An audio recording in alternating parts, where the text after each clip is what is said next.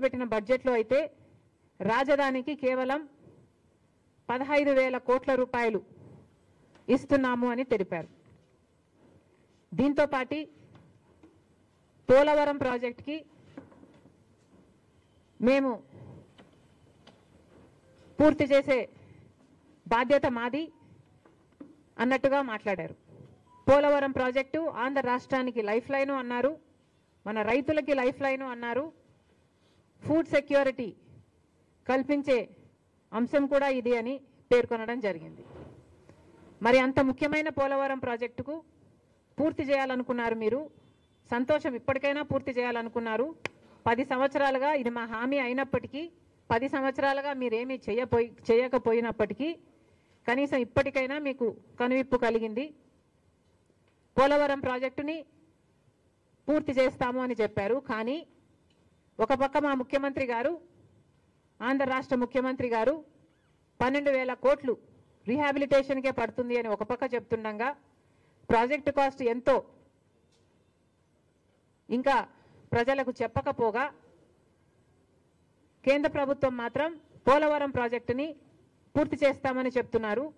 దాంతోపాటు ఎప్పుడు పూర్తి చేస్తారు, ఎన్ని డబ్బులు ఇస్తారు, తక్షణం ఎంత ఇస్తారు, కనీసం ఆ రీహాబిలిటేషన్కైనా ఇస్తారా, ఒక్క ఫిగర్ అయినా మీరు క్లారిటీ ఇచ్చుంటే బాగుండేది.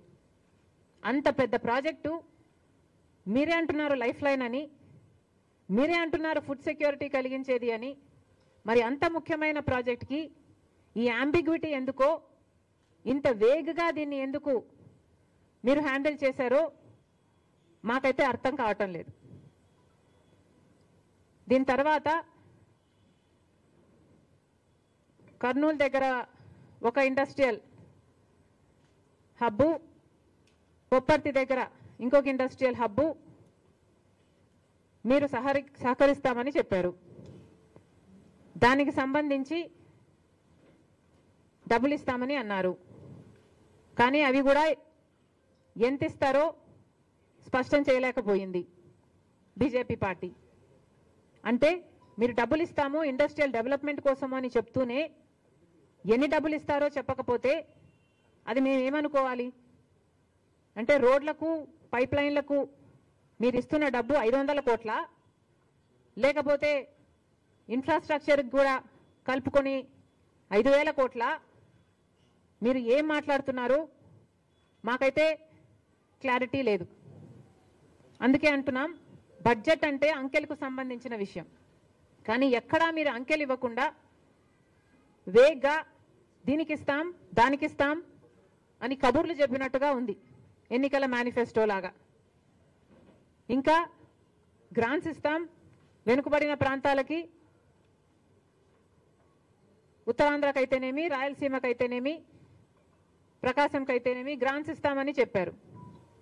అది కూడా ఎప్పుడు ఇస్తారు, ఎంత ఇస్తారు, ఏ ప్రాంతానికి ఎంత ఇస్తారు, ఒకటైనా క్లారిటీ ఉందేమో, కనీసం టీడీపీకైనా జనసేనకైనా క్లారిటీ ఉందేమో ఆంధ్ర రాష్ట్ర ప్రజలకు చెప్పాలి. ఇలా ఏది క్లియర్గా లేకుండా ఎన్నికల మేనిఫెస్టోను తలపించేటట్టు ఉంది బీజేపీ పార్టీ ప్రవేశపెట్టిన బడ్జెట్. అసలు మానేసి కొసరిచ్చినట్టు ఇవన్నీ మాట్లాడారు. కానీ అసలు విషయం ఆంధ్ర రాష్ట్ర హక్కు అయిన ప్రత్యేక హోదా. మరి అసలు ప్రత్యేక హోదా గురించి మీరు ఎందుకు మాట్లాడటం లేదు? మీకు ఆంధ్ర రాష్ట్రం చాలా ముఖ్యమని చెప్పారు బడ్జెట్ ప్రసంగంలో. ఆంధ్ర రాష్ట్ర విభజన హక్కులన్నీ గౌరవిస్తూ మేము ప్రకటిస్తున్నాము అని చెప్పారు. కానీ మొట్టమొదటి అంశమే ప్రత్యేక హోదా కదా. మరి ఇవన్నీ మీరు ప్రకటించి అసలైన దాని గురించి అసలు మీరు మాట్లాడకనే పోతే మరి ప్రత్యేక హోదా మీరు ఇవ్వదలుచుకోవటం లేదా? ఇవ్వదలుచుకోకపోతే చెప్పే ధైర్యం మీకుందా? మోడీ గారు వచ్చి తిరుపతిలో సభ పెట్టి 5 సంవత్సరాలు కాదు 10 సంవత్సరాలకు ప్రత్యేక హోదా అని తెలుగు ప్రజలందరికీ, ఆంధ్ర రాష్ట్ర ప్రజలందరికీ మాటిచ్చిపోవడం జరిగింది. మరి ఆ మాటను మీరు నిలబెట్టుకోవడం లేదు అని మీరు చెప్పదలుచుకున్నారా? మరి ప్రస్తావనే లేదు అంటే మిమ్మల్ని ఏమనుకోవాలి? పార్లమెంటులో ఇది అప్రూవ్ అయింది, ఉభయ సభలలో ఇది అప్రూవ్ అయింది. ఆ రోజు ప్రధానమంత్రి అయితేనేమి, ప్రతిపక్ష నాయకుడుగా ఉన్న బీజేపీ అయితేనేమి, మొత్తం అందరూ ఒప్పుకున్న అంశం ప్రత్యేక హోదా ఆంధ్ర రాష్ట్రానికి. మరి కనీసం దాన్ని ఊసే లేదు. మరి మేము ఏమనుకోవాలి? ఒక పక్క ప్రత్యేక ప్యాకేజీల గురించి, గ్రాంట్స్ గురించి మీరు మాట్లాడుతున్నారు తప్పితే, అది కూడా అంబిగ్యూటీ, వేగ్గా మాట్లాడుతున్నారు. కానీ ప్రత్యేక హోదా గురించి కనీసం ఊసు కూడా లేదు. నిన్న బీహార్కు ప్రత్యేక హోదా ఇవ్వబోయేది లేదు అని చెప్పడం జరిగింది. మరి మేమేమనుకోవాలి? బీహార్కు మీరు ఇయ్యాలా లేదా అన్నది మాకు సంబంధించిన విషయం. ఎందుకంటే బీహార్లో వాళ్లకు హామీ లేదు. వాళ్లకు ప్రధానమంత్రి గారు పోయి, మోడీ గారు పోయి మేము 10 ఏళ్ళు ప్రత్యేక హోదా ఇస్తాము అని బీహార్లో మాట ఇచ్చింది లేదు. పార్లమెంటులో యాక్ట్ ప్రకారం వాళ్లకు ప్రత్యేక హోదా ఇస్తాము అన్న వాగ్దానము లేదు. కనుక బీహార్కు మీరు ప్రత్యేక హోదా ఇస్తారా ఇవ్వరా అన్నది మాకు సంబంధం లేని విషయం. కానీ ఆంధ్ర రాష్ట్రానికి మాత్రం ప్రత్యేక హోదా ఊపిరి లాంటిది. ప్రత్యేక హోదా ఊపిరి లాంటిది కాబట్టే పదే అడుగుతున్నాం.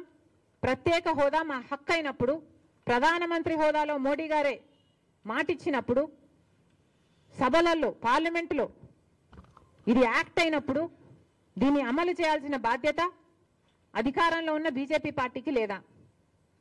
ప్రశ్నించాల్సిన బాధ్యత కూటమి సర్కారుకు లేదా?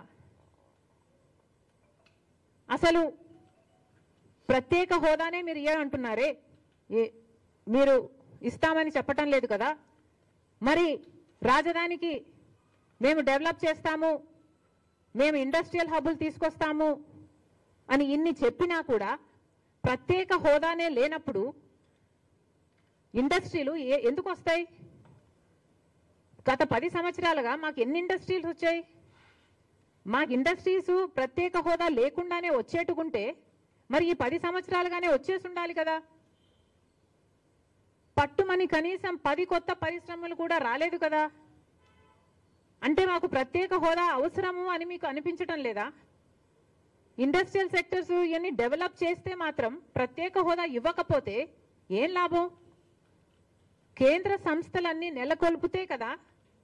ఒక హైదరాబాద్ అయితేనేమి, ఒక పూణే అయితేనేమి, ఒక బెంగళూరు అయితేనేమి ఇవన్నీ డెవలప్ అయింది. ఒక బిహెచ్ఎల్ అయినా, నేవీ అయినా, డిఫెన్స్ అయినా, రీసెర్చ్ ఇన్స్టిట్యూట్స్ అయినా, మెడికల్ ఇన్స్టిట్యూట్స్ అయినా, ఇలాంటివన్నీ కేంద్ర సంస్థలు, ఆర్థిక సంస్థలైనా ఇలాంటివన్నీ మా రాష్ట్రంలో మీరు ఏర్పాటు చేస్తే కదా ఇక్కడ అభివృద్ధి జరిగేది. ఇవేవి ప్రస్తావించలేదు. ప్రత్యేక హోదా ప్రస్తావించలేదు. మేము ఎలా డెవలప్ కావాలో ప్రస్తావించలేదు.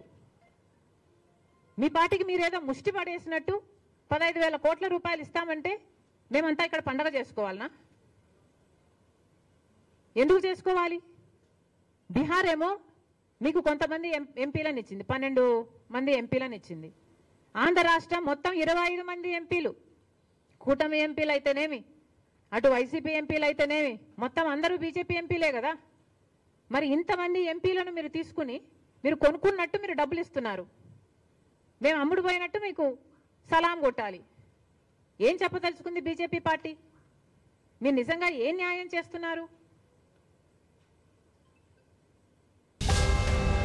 Please subscribe Telugu Politics.